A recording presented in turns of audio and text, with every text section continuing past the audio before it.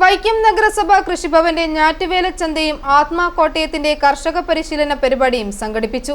വൈക്കം നഗരസഭ ചെയർപേഴ്സൺ പ്രീത രാജേഷ്, വൈക്കം അഗ്രികേഷൻ centre secretary KV പവിത്രന് പച്ചക്കറി തൈ കൈമാറി ഉദ്ഘാടനം നിർവഹിച്ചു.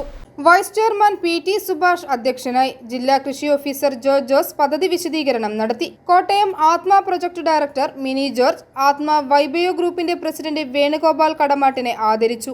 വികസനകാര്യ standing committee chairperson Sindhu Sajeevan സ്വാഗതം പറഞ്ഞു. വാർഡ് കൗൺസിൽ ബിന്ദു ഷാജി ആശംസകൾ പറഞ്ഞു. കൗൺസിലർമാരായ അയ്യപ്പൻ, ഗിരിജ, രാധിക ശ്യാം, കവിത, ലേഖ, രേണുക രതീഷ്, രാജശ്രീ, മോഹനകുമാരി, R സന്തോഷ്, വൈക്കം ബ്ലോക്ക് കൃഷി ഓഫീസിന്റെ ഡയറക്ടർ വിനു ചന്ദ്രബോസ്, കൃഷി ഉദ്യോഗസ്ഥരായ സിജി VV, ആശാ കുര്യൻ, നിമിഷ കുര്യൻ, രമ്യ എന്നിവർ പ്രസംഗിച്ചു. കാർഷിക വികസന സമിതി അംഗങ്ങളായ സോമൻ പിള്ള, ഗോപാലകൃഷ്ണൻ, ജോൺ ചെതിയിൽ, മോഹനൻ എന്നിവരും പങ്കെടുത്തു. i4E news, Vaikom.